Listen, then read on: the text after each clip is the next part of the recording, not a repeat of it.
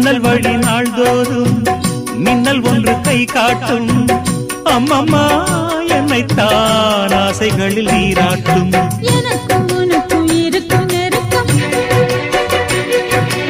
இளமை தொடங்கி முதுமை வரைக்கும். இரவும் பகலும் உறவை வளர்க்கும், இடையில் இருக்கும் தடையை தகர்க்கும்.